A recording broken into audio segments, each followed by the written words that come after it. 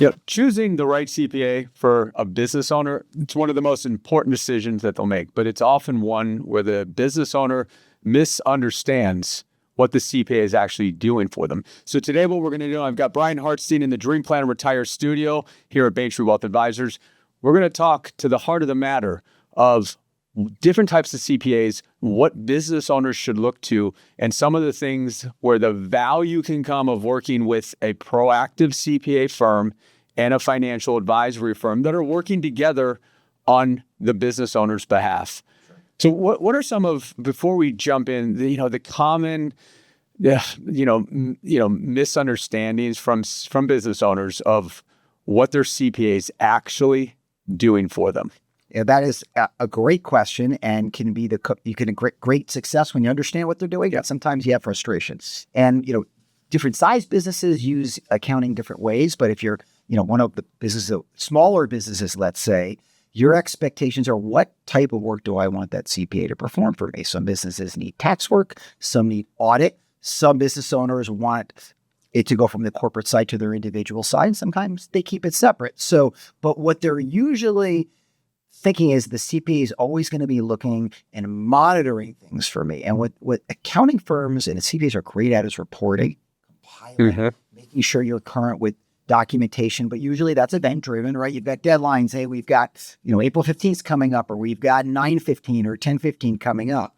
But what they don't always do, because they're not really geared towards doing it, it's not one of their services, is actually monitoring sometimes throughout the year, right? Saying, hey, here's your form to file your quarterly, but we may necessarily call you every quarter to see if you did. That's on you, Mr. Business Owner or Mrs. Business Owner. So sometimes you see firms that expect that and they're not getting it, and it's part of the education process. Yeah, I mean, a lot of times we like to call it where the CPA firm is a history teacher. They're looking back at what happened in the previous year. Absolutely right. And not thinking through proactively and creatively throughout the year of what the business owner can do both on the business side, as well as a lot of times tying in on the personal side, so that they can be more efficient, which we'll get through a little bit later today about their pre-tax income and making sure they're not missing anything. Sure. And that's why, you have CPA firms that are really good about making sure clients are, depending on the size, we look at your accounting maybe on a monthly basis or quarterly basis, but probably not doing like year-end tax planning meetings until towards the end of the year, because that's when they get all the data, right? But then you are sometimes, like you said, always looking backwards, always looking in that rear view, because you're not able to attack that unless they're, doing a real deep dive till you get to November, let's say in December. And let's real high level, the different types of CPAs that are out there. We've got, and it depends on if it's a small shop, sure, medium size, or these larger ones.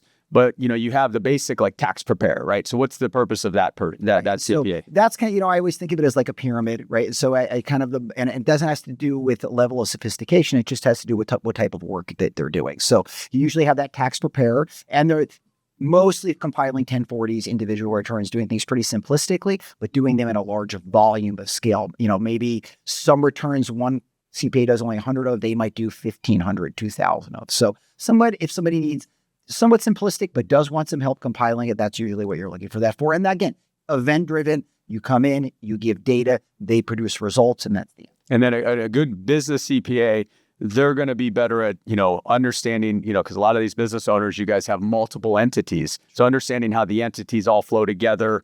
Sometimes it's payroll. Sometimes they use, a controller outside of that. It's never a one size fits all. But a lot of times they're tying into payroll and making sure everything's flowing correctly. And it depends on size. And you're using my language when you say, multiple entities. I love that stuff. And do they usually help to, solve the structure problem of, for a business owner? Like, what type of entity should I have?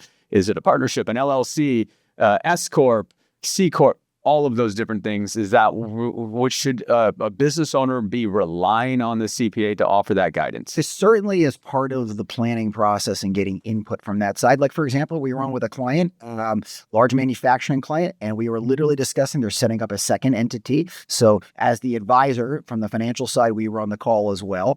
As their internal CFO, they had two attorneys on, And we're all kind of debating what's the pros and cons of this entity type that they're going to have. Will there be losses in the first few years? How are they forming bases? All kinds of different questions that eventually that planning team's able to come together and say, here's a really good recommendation for this client. And the client can look around and say, thank you. That's what my team's here to provide. Yeah. And that's kind of the pinnacle, which we'll get through on having the advisory team working with the CPA, because I assume you help to drive that conversation, to coordinate everybody together, get everybody on that phone together, working as this trusted team. Of course. And so that's part of, the accounting is such a critical piece, because that's really where the rubber meets the road on the nuts and bolts of how companies are going to operate and maintain going forward on an accounting basis. But sometimes looking at proactive strategy going forward, saying, hey, there might be some opportunities to do all kinds of planning.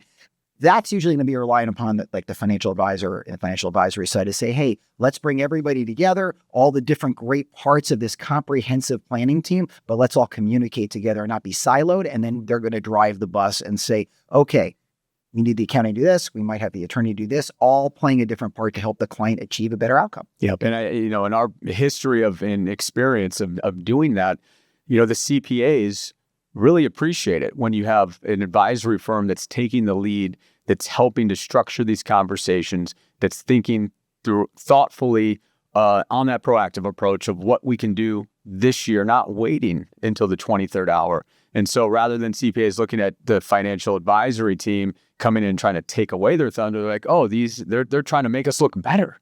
Right. That in the perfect situation, you hit the nail on the head.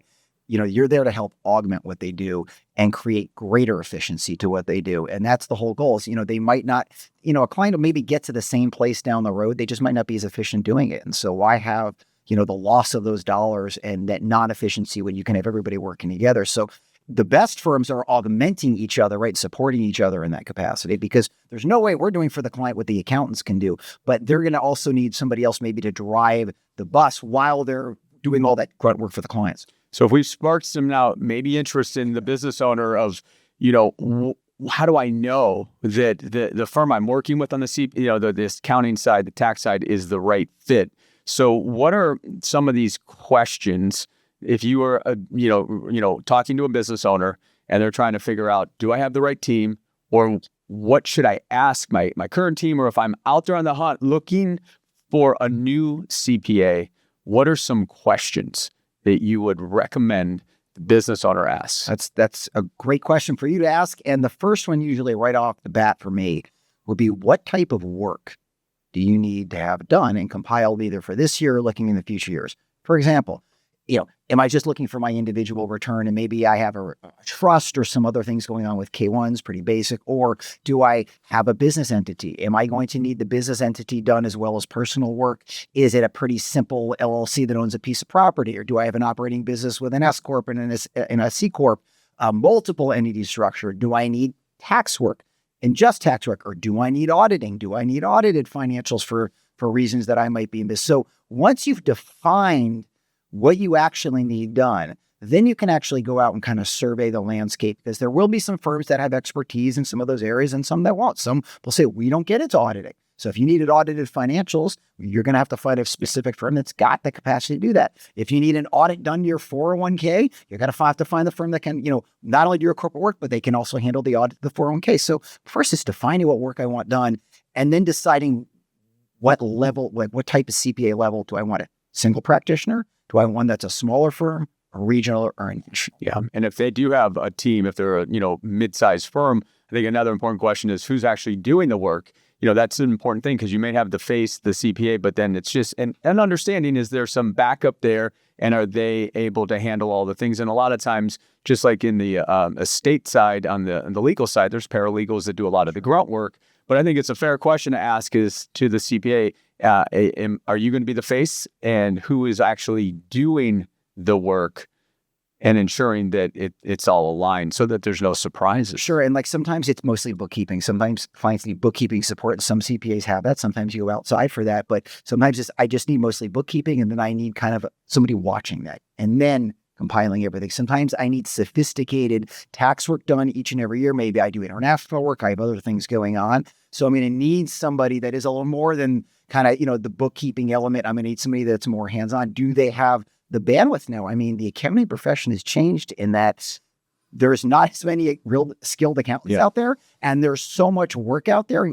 We're hearing from clients like, my accountant's firing me. Like, they're shortening their client list. Where am I going to go to find another good person that can do X, Y, and Z? So it's not like it was 25 years ago when accountants had to go find clients, like everybody else does. Now, trying to find a really good client or CPA is hard. That's taking on new clients. And quick note to the listeners, if you have, kids that are, getting into college and trying to figure out their career, lead them to the accounting world. Although it's not sexy, there is such a need for talented people that can learn and take over these practices. For not only that, it's a wonderful background for anything you really want to do later, even like a legal degree. I know a CPA that sold his practice and he runs a cybersecurity company. So it's just something that's also a wonderful business background, but there's no question you'll have enough work and you'll always have a wonderful career, because we need more accountants and we need more people doing good work for business owners, because there's such a critical piece of the puzzle. It's not something that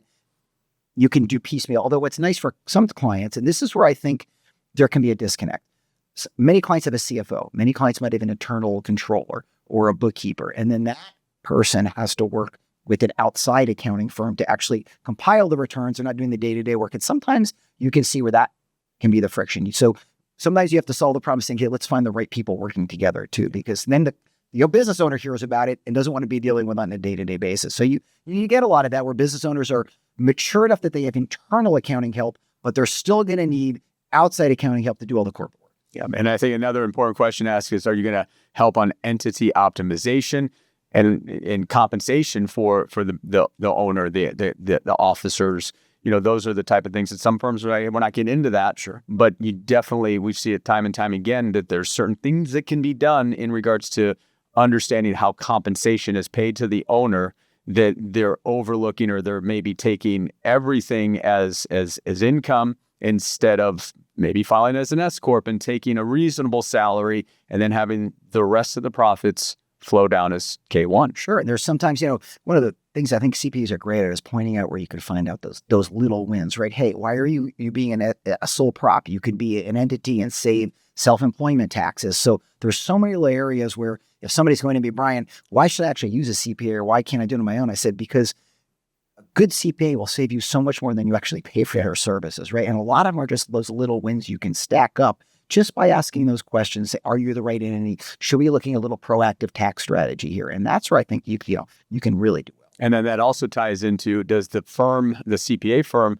understand the different types of retirement type plans that the business can institute to help that owner and its key employees take full advantage of the tax code? Right. And we know the tax code is not getting more simple, it's getting more complex. So, having that expertise in all those facets of the code, which have to do with tax and retirement planning, and the most efficient way for an owner to be able to start taking chips off the table, is getting wider and wider. And that's, an area we focus in on. So some CPA firms know that really well, and others say, no, I'm just going to partner with a very knowledgeable group to be able to provide those services. Because I think if you're not providing those services to business owners, they're going to be looking elsewhere because they're going to want those. And you do see more and more financial advisors and firms that are not so much giving tax advice, but coordinating that and looking at all the options that the business owner can have in regards to not just 401ks and profit sharing, but we're doing a lot more of the defined pension plans, or even multiple entity planning, all kinds of different plans. Understanding the rules with the multi-entity planning. And that's one of the things that,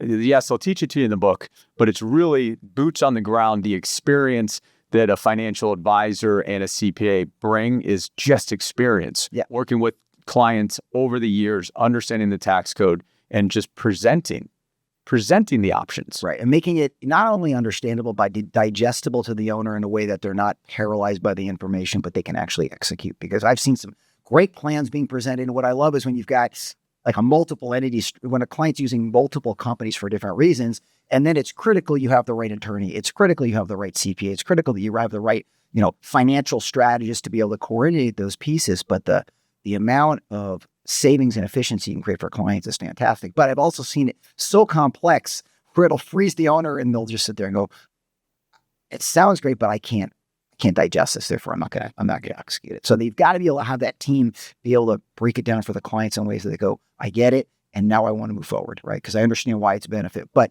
laying out all the options, not necessarily saying option A is best for you, Mr. or Mrs. Client. It's saying you've got A, B, C, or D. Let's walk through each one. The team will walk you through each one, and we'll find, and you and Dale tell us what the best one is. And then are there, with the tax code being complicated and forever changing, there's, I think, certain CPAs that are really tight in regards to how they do things. It's black and white, no gray area, right? And I know this is a situation where everyone wants to what? Pay the less in taxes, but some don't want to think creatively or, taking things not outside the box, but are certain firms more lenient in the type of planning or more open to doing more creative planning than others? Absolutely. And again, it's just a matter of sometimes finding the field where you play. But I think one of the most not talked about pieces of risk that's out there, because, we talk all day about a legislative risk, investment risk, all kinds of risks that are out there, but people don't talk about tax risk, right? And so every person has a different level of tax risk. So I want to sleep well at night. Well, what that means to me in terms of certain tax things that I'm doing is different for you and it's different for everybody else out there. And what I think is key is to be able to find a firm that can address all those different levels of risk for somebody that says, hey, I understand the level of tax risk. I'm okay doing these things, and I'd like to execute this plan. They can execute that. Or if somebody just says, hey, I want the most conservative thing. I know I don't want to do anything that isn't the most plain vanilla I can find. You've got to be able to execute that too. So the best firms, I think, can kind of appeal to all of that level of tax risk, right? And that does mean sometimes being proactive, but the best ones can do it all. And I think a lot of times, business owner, even just a client that, has a personal return, it's that fear of change, right? It's just easier, even though you're in the back of your mind, I'm not getting all the things that I think I should be getting. But it's sometimes hard for people to make a change if they've been with a firm for 5 years. It's all these what ifs. Well, how are they, they know my stuff. They know it in and out. What is that? What do we explain to a business owner that although you've gotten decent service, you're maybe missing some things. So how can you get it in their head that change is good or can be good? I think once they realize that, that they might, and I say might because we never know what planning is being done before, leaving a lot of chips on the table and saying, you work awful hard for your dollar. At the end of the day, the goal is to keep as much of it as possible. So and because the tax code is fluid, we've seen all the legislative changes. We're already at this with Secure Act 2.0, 3.0 is probably somewhere down the pike. They change legislation all the time. It's like going to the doctor each year. In a way, you always want to kind of be looking. It doesn't mean you make a change, but you should always be kind of open. I need to keep looking at this because I need to be ready when a change has to be made, right? Yeah, and that's a lot of times that just the business owner is running, so fast in their lane. They don't have time for this and not getting that level of service and waiting again to December to look back and, oh no, I only have 2 weeks left. There's nothing I can do. Right. And what I think is that these CPAs occupy such a unique position. We call it the trusted business advisor because the business owner relies on their CPA for right or for wrong as that kind of business advisor that's supposed to be counseling them in a lot of different areas. So they always, if they don't have that trust at one point and saying, I'm not sure they're hitting everything, that's when you can see the relationship break down. But that's how I see business owners view their CPA is that's my trusted business advisor, right? So I'm going to look to them for, hey, what are you doing personally? Or how would you solve this problem? Right. But then at one point when you're like, feel like, hey, my trusted business advisor isn't really on top of it. Yeah. The cracks start forming, right?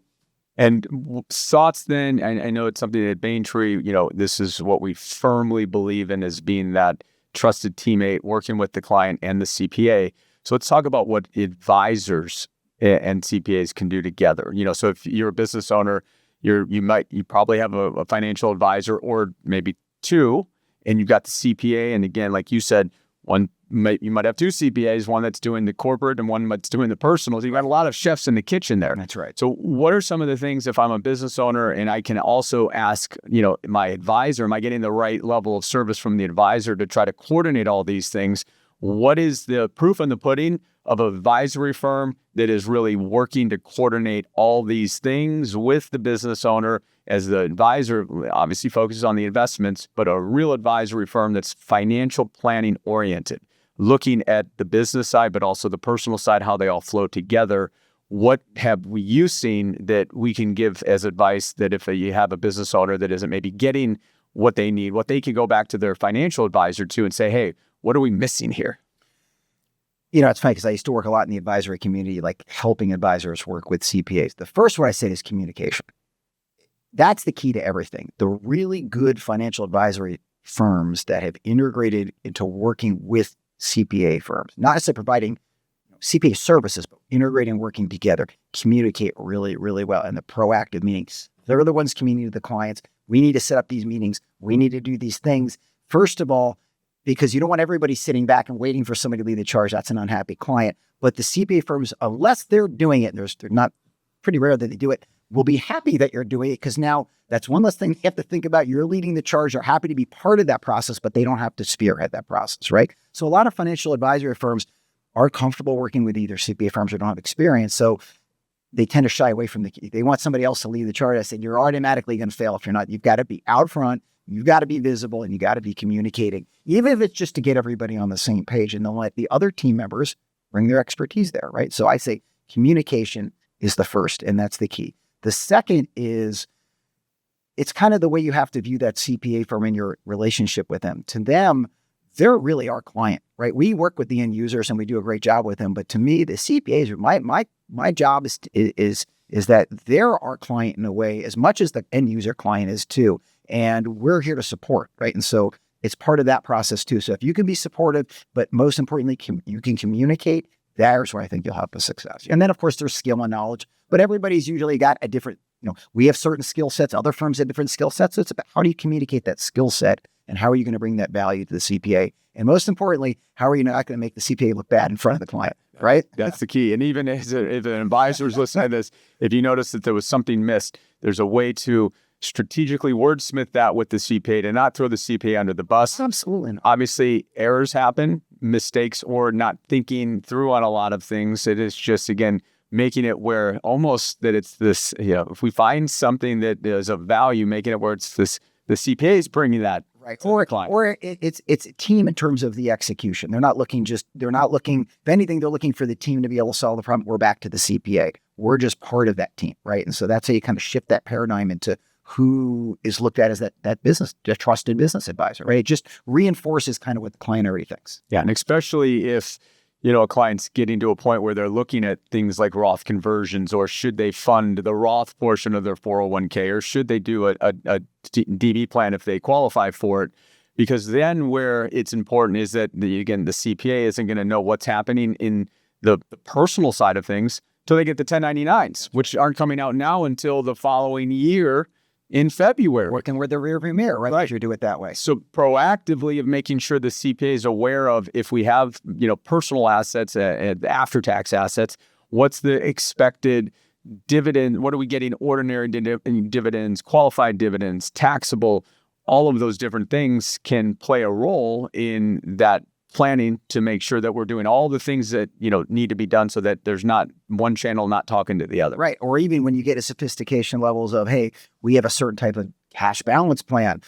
Well, what's the growth level of the company? Because in 3 years, if the owner isn't communicating what the company's goals are to the attorney and the CPA and the financial advisor, she might wake up with a huge bill in terms of what they might have to fund to that plan. So how are you using, your team projecting going forward to mitigate problems?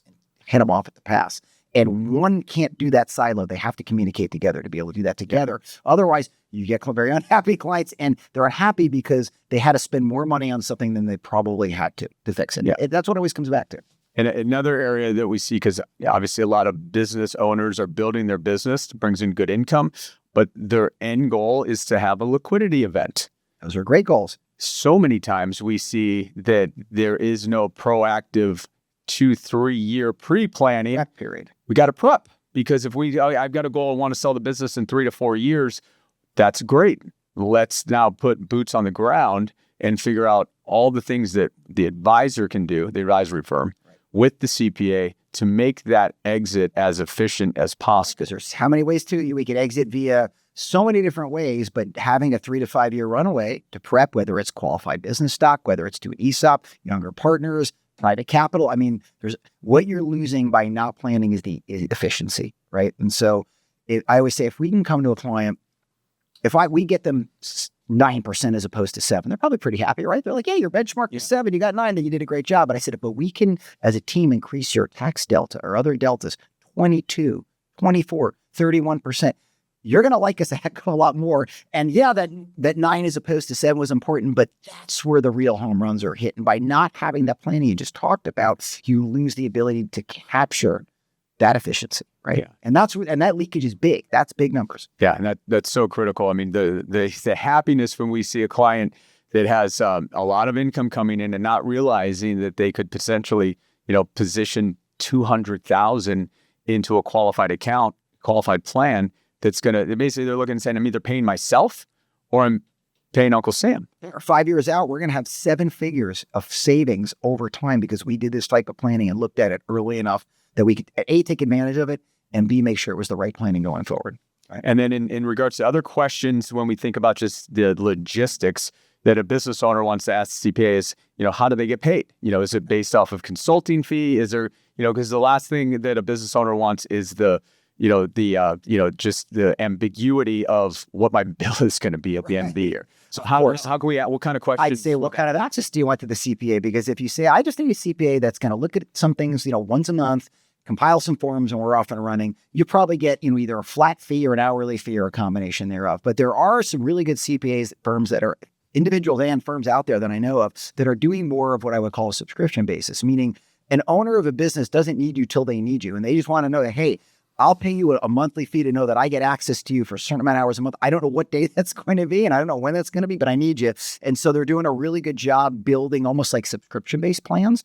for kind of in a way like if we had a business owner client that really didn't need a lot of, either investment management or products and services, but still needed our support in a variety of areas of our planning, they might say, we'll pay you monthly or we'll pay you a retainer to do that. And so the accounting industry has gotten much better about being able to design the right way to be paid for that individual client. Because some clients want that. They just say, I don't know when I need you, but I need you when I need you. Right. Yeah. And so that's a different type of client. Yeah. And the expertise that a truly valued CPA firm brings to the table, costs money, and they have to look at it. And that's like you had said earlier, they're starting to cut their client base because they don't have, there's only so much working capital of that brain to be able to provide that level of service. So if you're really trying to provide the white glove or Cadillac type service, you can't take on everybody. And then otherwise you're going back and you're going to get what you pay for. You always get what you pay for it. So if you want a base service like a 1040, you can get that too. So just remember that if you pay cheap, or you're probably going to get not cheap, I don't mean cheap in lower quality, just less services, right? It doesn't mean you can't find good quality for cheap. It just means you're going to get no frills around it and you won't get hand-holding. And that might be fine for some. Some people, I think that's great. Yeah. Some people do it on their own. And I think it's a great thing. I want my kids to be able to go through tax forms and understand them because then you understand how money works better.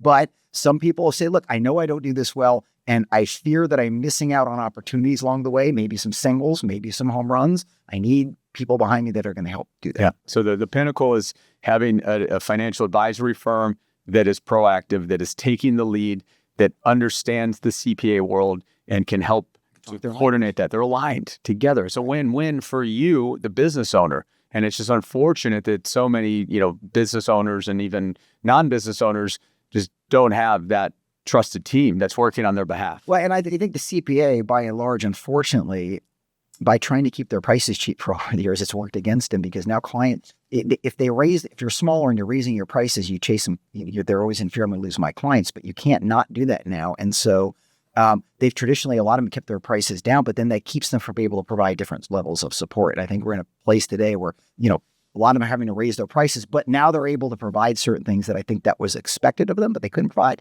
because you weren't paying for it. So now I think it's the evolution. So you're kind of having this dichotomy, maybe more people either go towards do it yourself or some of that just base help. But then now a lot more are being driven in more, I need some higher end help, right? Because I might be losing out on hundreds or thousands or tens of thousands of deductions, right? Yeah, and and you're deep in the weeds with a lot of the CPA community here in town in Phoenix and across the country. It's fun for me. One area that, I don't know that if it's coming up a lot, but AI is coming in a lot of these different industries.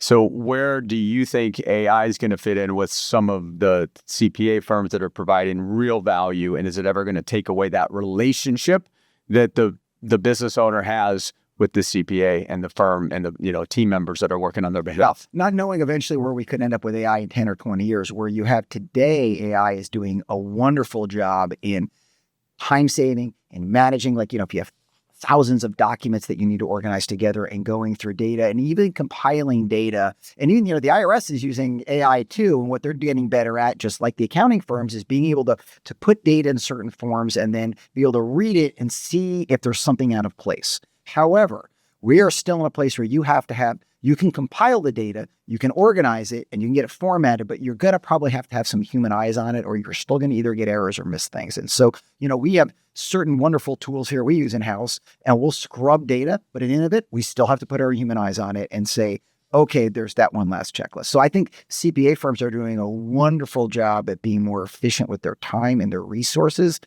but that doesn't necessarily alleviate somebody from having to look at those returns. Yeah. Oh, it's a great point. I know we just, hit really tip of the iceberg of all the different values. But, what we talked about today for the business owner is that there's no one size fits all. Every CPA firm is aligned a little bit differently in how they partner. But one thing is, you learned a little bit today. The one thing we do at Bayntree, and it's something that we'd be happy to review your current planning and how you're working with your CPA. We can see, is it being optimized? And below the video, there'll be a link that you can just have a quick call with us, and we can, maybe have 15 minutes discovery and figure out what you're currently doing. And are there some things that we can maybe optimize with the relationship that you currently have? Or if you're out there and saying, I need a new firm, that's where we can ask the right questions and figure out what you've been doing. Is it the right thing now as your business has evolved, as your situations become more complex?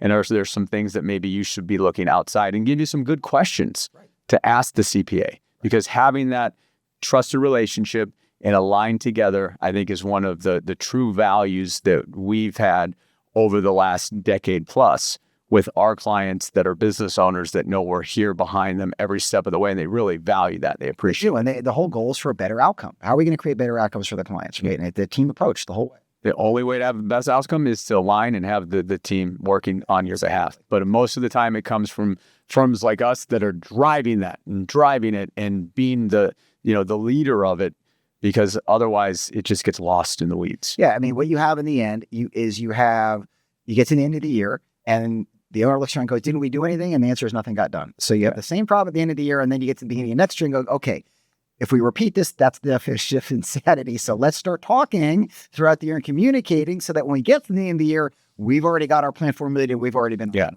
Because there is nobody, whether a business owner or not, getting a surprise in the early part of the year as we are heading into tax season right now, that you owe X when you were thinking it was going to be Y. Those are fun. Not a fun letter to get, for email to get from the CPA. And the thing is, if they would have spent the time to review things previously, that could have been minimized, or at least you would have known that this bill is coming. It's coming, right. And then how do we mitigate that in the future? What building blocks, what do we have to be able to hopefully create a different outcome that next year, right? Because sometimes you're right. We get to things at the end of the year, we can only do so much, but then the answer is, okay, let's prevent this from happening again. Yeah. So I think that's a great way to end it. Well, those that were, business owners, those that are listening, advisors, hopefully you got some good nuggets too that you can take back with you and work with the trusted CPA firms that you work with on a day-to-day basis. This was great. You could see our passion for this and how we help each and every one of our clients position themselves in the best way possible. And, being that partner to the CPA firm to help them look good, they help us look good. Working together collectively, it becomes a win-win for all parties. And now you've got the client at the top of that pyramid, and they're happy. By the way, they're probably referring a friend to you who needs this. Who wants this? Right. There we go. Well, Brian, thanks for joining us. Your expertise is second to none on a lot of things. I just like being in the Dream Plan Retire studio. Any opportunity to be here is the best. It's good energy in here as we close out this week. And again, I hope this was of value. We'll see you in the next video. I'm going to have you back on real soon because there's some good stuff that we're going to have later in the year. Happy planning, everybody. We'll talk to you real soon.